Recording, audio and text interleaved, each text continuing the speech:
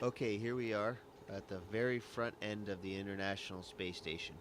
This is the forward end of Node 2, and this is right behind this hatch is the PMA, the pressurized mating adapter, to which the space shuttle docks whenever the next space shuttle comes. You can see we have our flags up here at the most forward part. It's a 15 nation partnership, this International Space Station. So we'll start with the Node 2. We will stop at the Kibo module here, the Japanese pressurized module, and the Japanese logistics platform.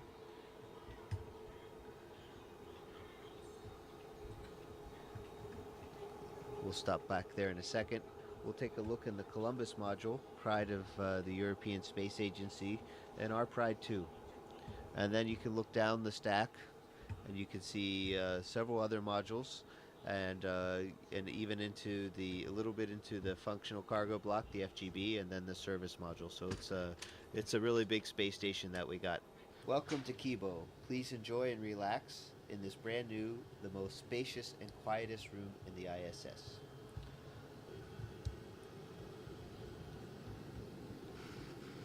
You can see here, this is the SIBO rack, which is for cell biology. And then we have a fluid rack, Urutai. So these are the two main Japanese science racks that are up here now. There's more that are coming. Let's take a quick look out the window before it gets dark outside. We're going around the world every 90 minutes, so we get to see a lot of sunrises and sunsets. Oh my goodness, it's beautiful out there. So this is looking out the port side of the space station, and we're actually also on the front side, so front port side of the space station. And let's take a look what we can see out there.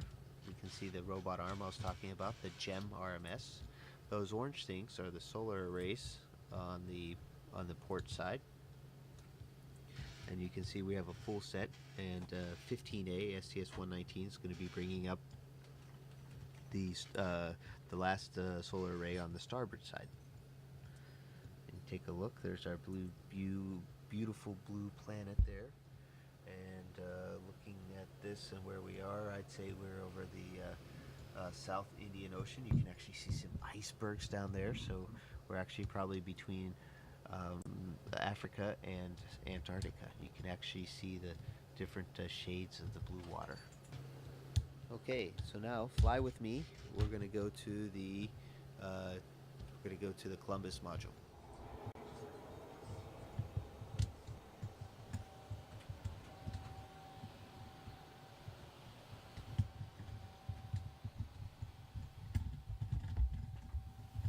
Here we are in the Columbus module. You can see it's also spacious. It's also cluttered because it's a great place to store things or temporarily stow them.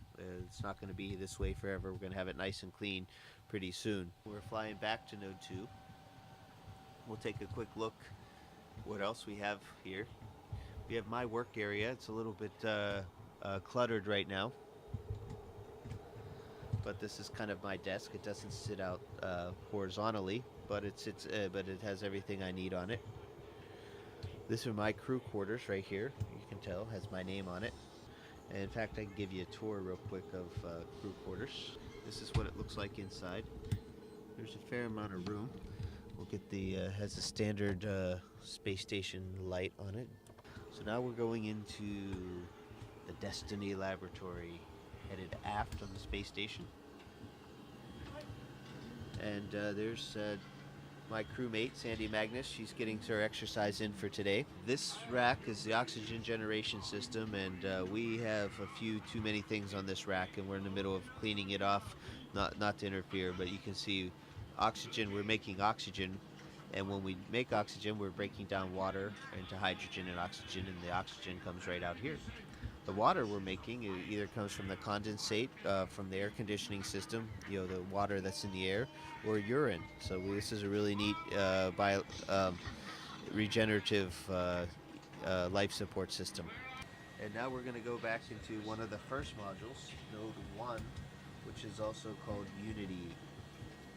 These are this is our pond or our wall of water that's down here. We have different kinds of water, and these are called contingency water containers, CWCs. And you can see different kinds. There's water that you can drink, and water that you can use for other things like flush water or generating oxygen. Now here's the airlock. As we go, the Quest airlock. This crew lock is a hatch that goes outside into space. So you can see that hatch right there. In the meantime, we're kind of storing EVA related things here. You can see this is a safer, which is a kind of a jet backpack that we wear on the outside of our spacesuits in case we get separated from the spaceship. We can fly our way back in. I remember being a Capcom on STS 96 when I first saw these signs. That's pretty amazing.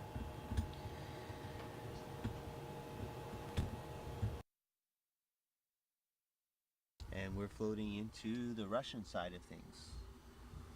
First and foremost, we are now in the pressurized adapter part of the functional cargo block. We call it the GA, and it's also a docking port down below. As you carefully look down below, you can see the hatches, and inside that what you can see in front of us is the docking mechanism for the Soyuz. Come on up.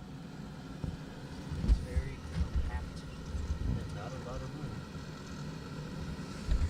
Makes it very efficient. Now Yuri's been busy unloading the Progress. We just finished an EVA, so things here in the functional cargo block are very functional right now and very cargo-y. So you can see things are just really, really full here in the FGB.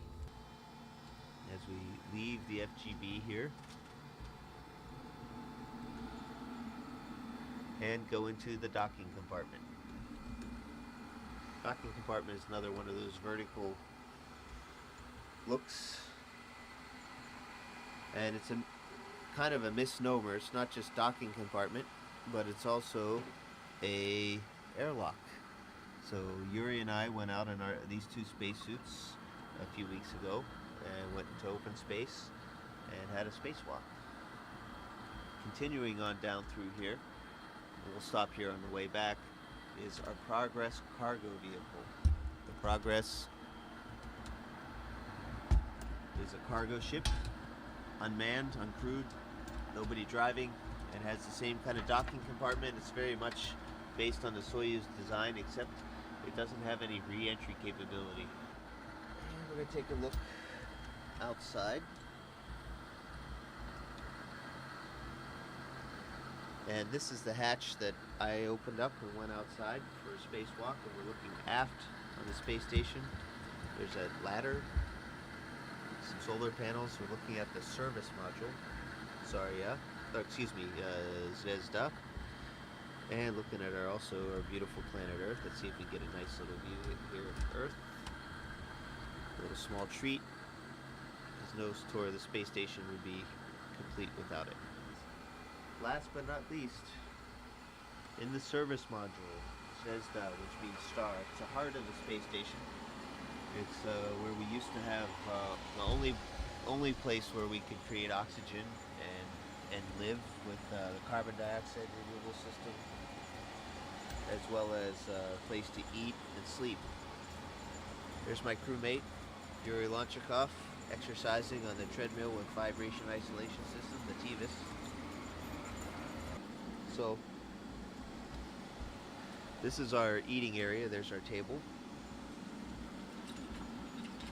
And we're just getting ready for lunch. There's our water dispenser right there, Russian style. And our controller for the water dispenser. There's Yuri's room off to the side. You can see he has a sleeping bag right there hanging on the wall, and a computer right here so he can call on the telephone and write email and read books. And relax in the evenings a little bit, because we have long days up here. This is a surprise visit that you guys are paying on us today. So things aren't cleaned up, but they're real. This is exactly how we work and live in space. And that'll wrap up the tour. This is the International Space Station. A very good example of what human beings can do when we work when we work closely together.